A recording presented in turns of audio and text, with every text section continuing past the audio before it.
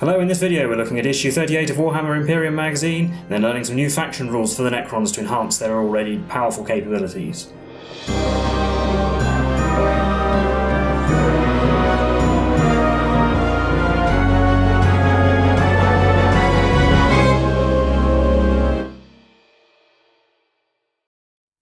Hello, I'm Will, this is Mike, we're the Tabletop Donkeys. Hello. And today we're bringing you issue 38 of Warhammer 40,000 Imperium magazine. With this issue we got a pot of Aerial Yellow layer paint, Astrogranite texture paint, and a plastic texture tool. If you'd like to skip straight ahead to our battle report, you can do so using the timecode in the description below or the chapter bars, but we'll have a look through the issue first.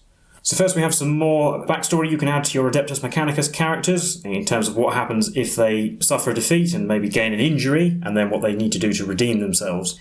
So that's detailed on the next page, where depending on what happens to them, for example, if they were killed by certain types of Necron units, you can roll on the table to see what damage they suffer, and then some deed they have to do to redeem themselves. Obviously this has no in-game effect, but it allows you to create more story for your characters. And speaking of which, there's some more of that for our Space Marine characters. So these are Ultramarines' missions and motivations, so you can have them for your three characters we've got, what their leadership style is, mission objectives that they're trying to accomplish. And then over the page there's more tables you can roll on to decide that, or you can pick one yourself, of course.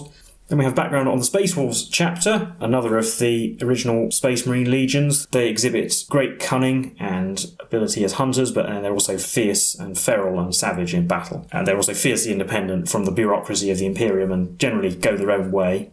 And there's a bit more over the page about the Great Wolf, who is their chapter master, who currently is Logan Grimnar, an ancient space marine who's fought many foes. And a bit about the Curse of the Wolfen, which is a problem that does affect the Space Wolves in their genetic code. There is the potential for them to turn into furious bestial type creatures that live only for close combat. Then we learn more about the age of the Imperium after the chaos of the Horus Heresy was wrought with trouble, including Xenos invasions, internal strife, like in the Age of Apostasy, which was a giant religious schism, and then the Plague of Unbelief following that, where the forces of chaos were ascendant once more. Over the page we learn a bit about the rise of the Adeptus Sororitas, which we're going to get some models for a bit later in the collection. These were originally a group called the Brides of the Emperor, who were enlisted by the insane tyrant Gode Vandir to be his personal bodyguard. But when they learned that he was in fact a heretic, their leader slew him with her own hand, bringing an end to the Age of Apostasy. And there's also a bit about the Age of Redemption, which followed that, where many crusades were launched to try and reclaim lost territory.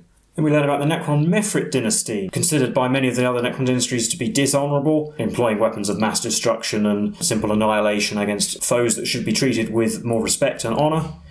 And then we have a bit about the Nihilak dynasty, one of the richest Necron dynasties, who have now begun to try and reclaim their lost territory, and the Nefret, who harness incredible energies to be able to teleport through solid objects, use deadly doomsday weapons. And now in our painting guide we learn how to use our Astrogranite texture paint. So this is quite a thick paint which contains small particles that give it a textured finish. So using your texture tool you can use it to base your miniatures. You get some straight out the pot and then apply it to the base and spread it around. And there's some examples of models based with this there, and it does suggest applying this to all of your models to give them a base where previously it's just been a black flat area. Well, that's it for our issue contents, so now we'll go on and learn some new faction rules for the Necron army.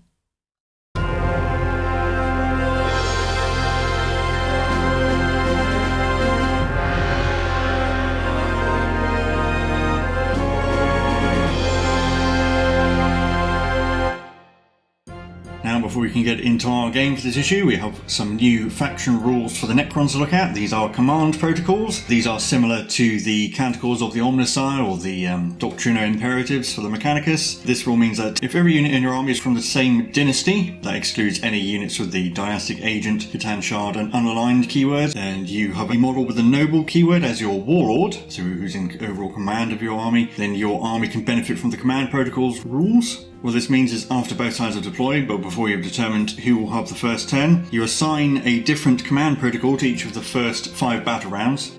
So you can see down there are 6 protocols, so you'll be using 5.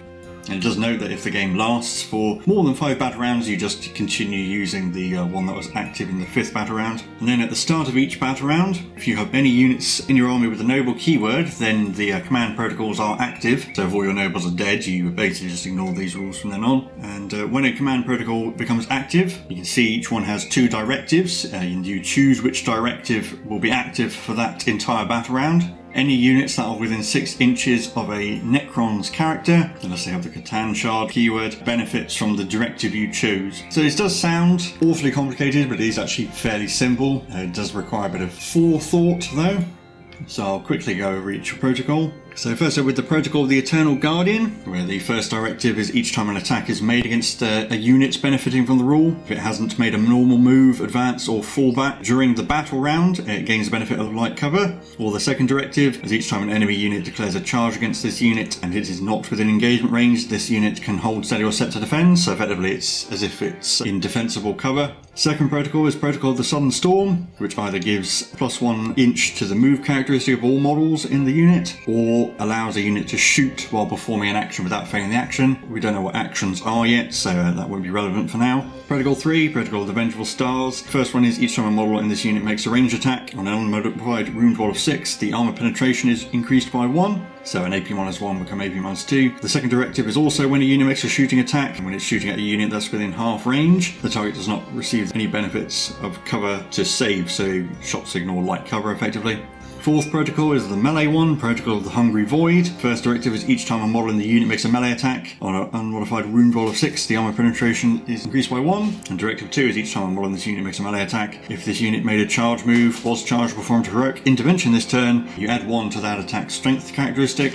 Protocol 5, Protocol of the Undying Legions. First directive is each time a unit regains a wound from living metal, it regains an additional wound, so they get 2 instead of 1. And second directive is each time you make a reanimation protocol roll, you can reroll 1 of the dice. And finally, Protocol of the Conquering Tyrant either adds 3 inches of range to a unit's aura abilities, and my will be done, and right to reanimation. Directive 2 is a unit can shoot in a turn even if it has fallen back, but it gets -1 to hit. And then a tutorial, so it shows the how the command aura works, so you can see which units are affected by the command protocols for that battle round. And then at the top it shows you how at the start of the game you choose the order they will happen in. So you do need to plan ahead and hopefully have the correct one available. And we have more of the core rules. So here we have rules for charging, how charging interacts with terrain. Again, this is how we've been playing it and what you'd expect. Just a few things to note, like how when you charge over terrain, you do have to take it into account. And flying models, as you would have seen in the previous game, also have to take terrain into account when they charge, but they can charge over models. And another rule here that happens in the charge phase, which is Overwatch. In certain cases, a unit is allowed to make shooting attacks at a unit that is trying to charge it, but it's much less effective than a normal shooting attack. And we'll probably explain this more once we get the rule that allows you to do Overwatch, which we don't actually have yet. And then we have the fight phase, which again is pretty much the same as we've been doing up to this point. Charging units fight first, and then you start with the player whose turn it is not, and then they pick a unit first, and then you alternate until every unit has fought. And then it goes over the process for fighting and piling in and so on, but that's all much of the same we've seen so far. And now we're on to our background for today's mission. Tsiphos' Bastion Primus is currently under siege by the Necrons, and the Space Marine captain is attempting to lead a small strike force to punch a hole in the Necron lines to allow more Space Marines to reach the fortress and relieve the siege. And obviously the Overlord is leading a small ambushing force to try and stop them. And now we're on to the next mission in the Scout mission pack, Break Their Lines. We have the board from issue 18 with all the terrain on the printed side. See, the Space Marines have a deployment zone that's 5 inches on from the short edge and 6 inches away from the long edges, while the Necrons have 2 deployment zones which are 3 inches on from the long edge, from the right hand short edge to the middle of the board, and the Necrons have to deploy at least 1 unit in each of their deployment zones. The Necron force consists of the Overlord, 10 warriors, 5 immortals and 5 flayed ones, while the Space Marines force consists of the captain, the lieutenant, 5 assault intercessors and 3 aggressors. And then there's only one objective. If the Space Marine player manages to get a unit off the opposite short edge from where they start by the end of battle round 5, then they win, otherwise the Necrons player wins. So I'll get the board set up and the forces deployed, and we'll come straight back. So here we have the board set up, and both sides deployed. I'll go over my deployment first. So basically I've got the aggressors and the assault intercessors at the front as far as I can spawn on the board, with the lieutenant and the captain tucked in amongst them and behind. And then for my deployment, I did have to deploy at least 1 unit in either of my 2 sides of the board. So we've got the 10 Necron Warriors. I've gone for the Gauss Reapers this time because they're going to be needed to get through the Space Marines armour down the closest side of the board to you. And up at the top we've got the Necron Overlord and the Immortals, and you can also see the flayed ones off the board there because I've deployed them in their dimensional pocket, or there you go, ready to arrive later in the game. And now that we're deployed, this is where the Necron player decides their command protocols, but William's already done that, so we'll get into determining who goes first. So, determining who goes first in the first battle round. Oh, I got a 6. I rolled a 2. So I think I will go first. So we'll be heading into Space Marines turn 1. Now at the start of the battle round, the Necron's command protocols activate. Yeah, and you can see I've made these very high-tech cards with all the protocols on, and I've just put them in order so that will be revealed in the order that I've chosen. So we're going to have the protocol of the Vengeful Stars, and we're going to pick the directive that lets me have an extra -1 AP on 6s to wound. So in my movement phase, all of my units advanced, the aggressors taking up the front, and everyone else following in behind basically, and the sergeant and this aggressor here are in range of the Necron warriors, so they will shoot their flamers at the warriors. Since it's an assault weapon, they can do that. 4d6 automatic hits, not so good, that's 10. And these are wounding on 4s, rerolling 1. 7 wounds. 7, 4 plus saves.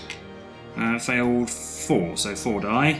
How many get back up? On 5s, rerolling 1s. 1 so far, reroll that 1, 2. So I took away these 4 who were closer to the aggressors, and then 2 reanimated closer to the Necron Lord. And no morale test to be made, and I can't charge. On to Necron's turn 1. So in my command phase, we put my will be done on the Immortals because they were the only unit within range of the Overlord in the command phase. Then in the movement phase, the Overlord himself advanced. He actually only rolled a 1, but that gets him to the middle of the board. The important thing is that gets him so that he is within 6 inches of the Necron warriors, where they've moved now. Within 6 inches of him, they benefit from the selected directive of the command protocol. 7 of them can see the aggressors. The 1 has to stay to be within range of the Overlord. He can't see anything. The Immortals are also within 6 inches of him, and they've moved up to get themselves all within 15 inches. And then in the reinforcement step, at the end of the movement phase, I brought in the flayed ones, mainly because the Space Marines will be too close, and so they'll end up being forced back into the corner if they try and come in the following turn, so we're going to bring them on there as a sort of reserve, I guess. So then we're on to the shooting phase. We're going to start with the Necron Warriors. So 14 shots hitting on 3s, 8 hits wounding on 4s, because these are the Strength 5 Reapers. We've got 5 wounds, but 3 of them are 6s, which thanks to the directive of the Vengeful Stars protocol means they are AP -3. So I'll do the higher AP ones first. We've got 3 6+ saves, which I failed, so that's 1 aggressor's dead, and then 2 5+ saves. Oh, made 1. So I'll take away this aggressor, and this aggressor took a wound, so he's got 2 left. And then the Immortals are also going to shoot at the aggressors. They are all within 15 inches. So 10 shots hitting on 2s, because my will be done. 8 hits. Wounding on 4s again, 6s are the extra AP. Only got 3 wounds, but 1 is a 6. But we have got cover from this because of the pipes. So we have 2 4+ saves, made both, and then 1 5+ save.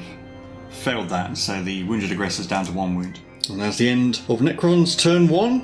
Now we're into Space Marines turn 2, and we reveal the next command protocol. Which will be 5, Protocol of the Undying Legions. I will select the directive that allows me to reroll one of my reanimation protocols rules, because the living metal is not going to be relevant for all these 1 wound things. So in my movement phase, all of my units have moved up normally this time, because I think we're going to have to do some shooting, and hopefully some charging as well. The assault intercessors are sort of at the top of the formation, so the 2 characters at the bottom can't be shot at. So the aggressors are going to fire their Flamestorm gauntlets at the warriors. 4d6 automatic hits once again. Oh, that's much better. 19 hits this time. Wounding on 4s, rerolling 1s because of the lieutenant. So we got 9 wounds plus 2 1s to be re-rolled, getting an extra wound, so we've got 10 wounds. 10 4+ saves. Failed 6. We'll take away the 6 at the front to try and make charges longer, and then we'll see if they can reanimate. Needing 5s, re-rolling 1s, and also re-rolling an extra one because of the protocol directive.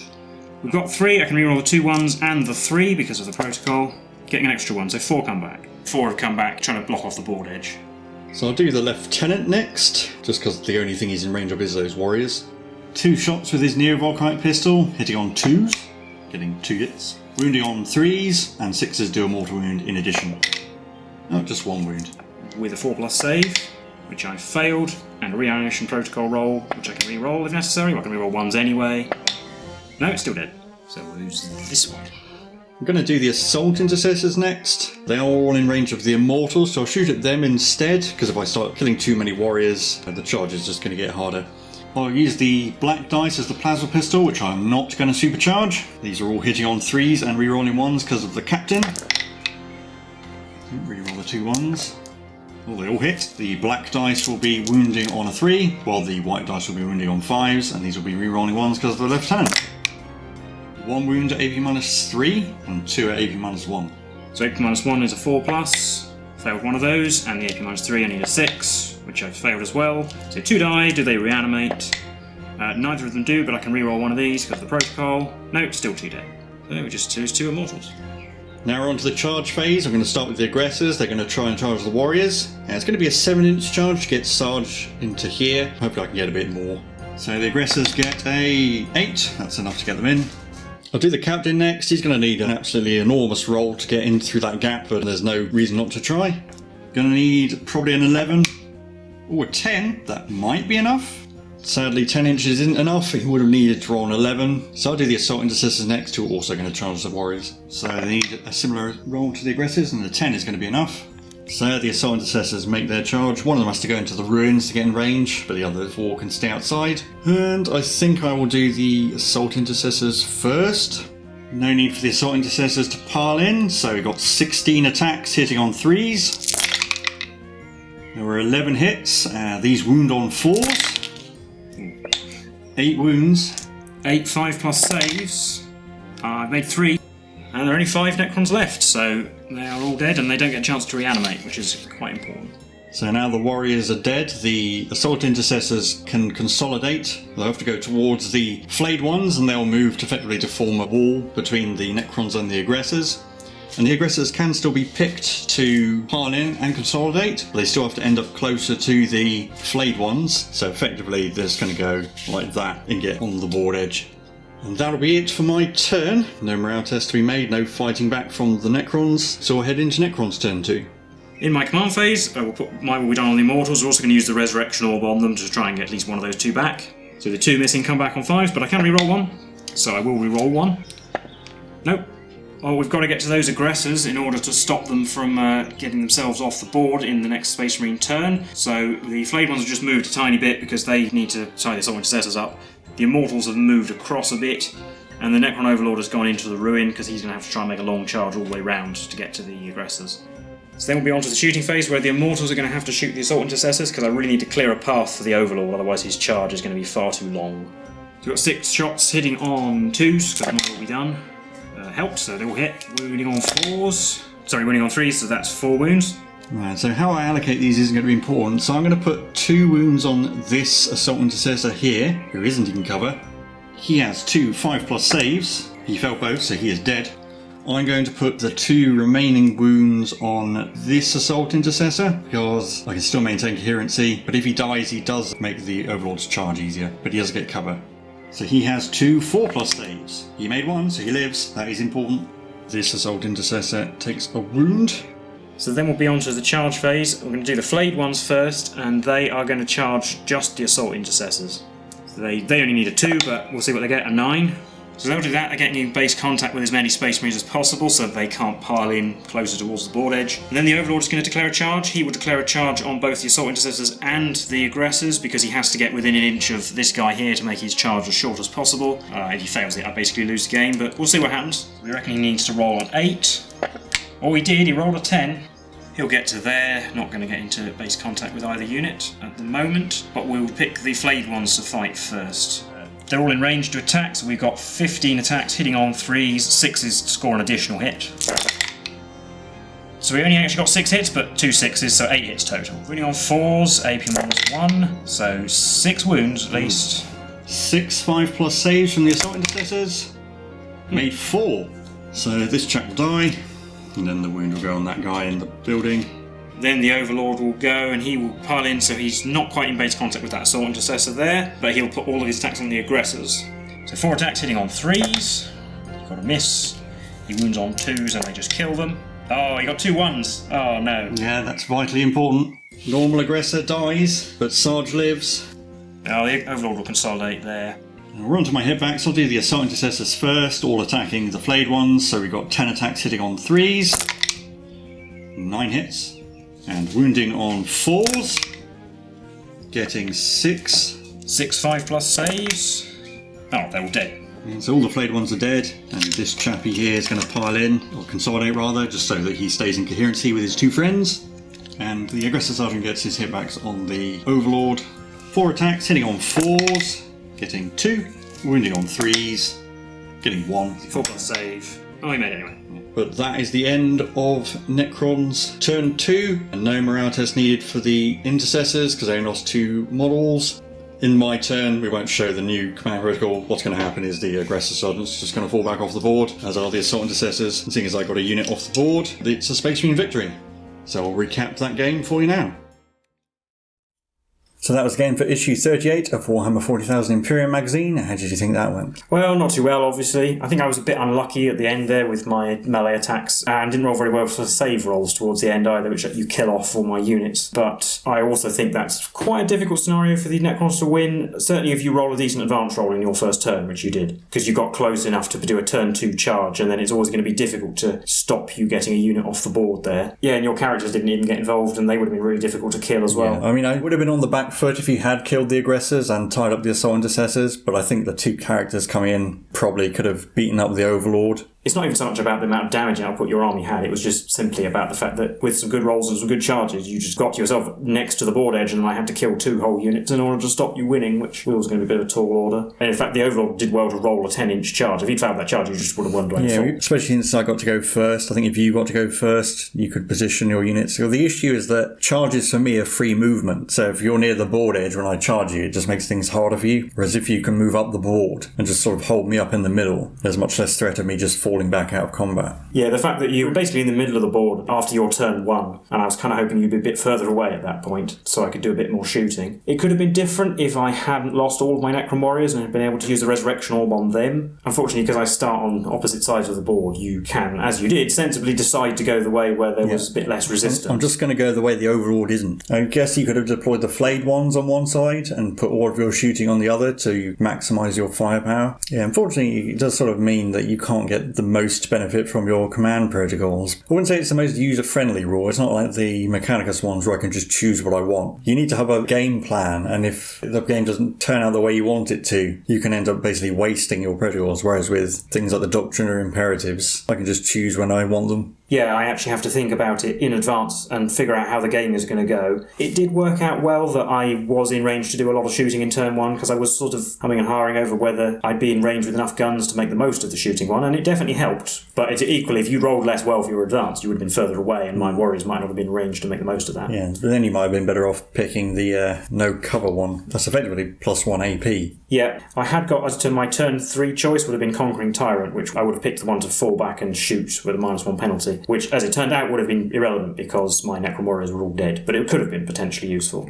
As it turned out, falling back and shooting would have been of no use. Turn 4, I picked the Hungry Void in anticipation of potentially charging, but the game moved quicker than that. For turn 5, I just picked the Southern Storm. I didn't expect it to get to turn 5 anyway. And then the Undying Legions turned out to be quite good because it did definitely help me with a couple of reanimation protocols. Yeah, that's a pretty solid one. That's probably more useful at the beginning of the game because you've got more things that are going to take damage, whereas some of them are very niche, especially Southern Storm, I think. Yeah, I think perhaps when we learn about actions and they become important in victory conditions of games, then that one might be more useful. Also, an extra +1 movement on a slow Necron army can be handy, I suppose. Undying Legions is also very useful if you have things with the Living Metal rule, because healing 2 wounds in a turn, especially if you have lots of things benefiting from that, can be really powerful. Or even getting something like a Destroyer back with that reroll as well. That's one of the better ones, definitely, Undying Legions. And the Eternal Guardian one, it sort of sounds good on paper that you would get the benefits of cover, but you have to have not moved yet that battle round. So if you're going second, then you will not have moved. So it can be quite handy to just have the benefits of light cover, or alternatively set to defend or whatever. But it's less useful if you go first in the battle round, because then you have to decide whether to move or get cover.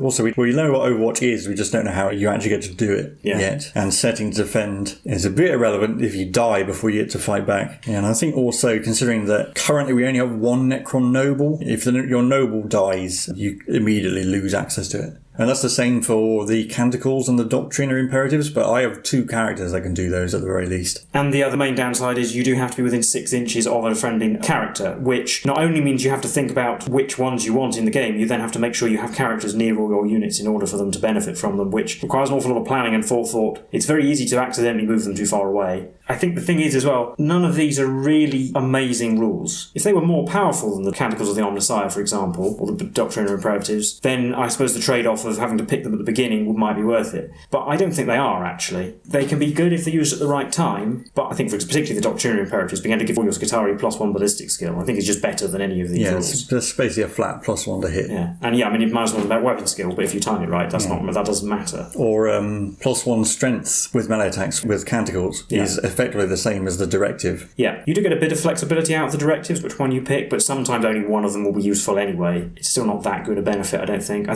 do think the Adeptus Mechanicus rules are better. No, but otherwise I don't think we have too much more to say about this game or this issue. So as always, if you like this content, do leave a like and subscribe. And leave any comments, especially your opinions on the command protocols. If you're happy with the way they are, if you think they're too weak or maybe even too powerful, let us know. We've been the Tabletop Donkeys, and we'll see you in the next one. Bye for now.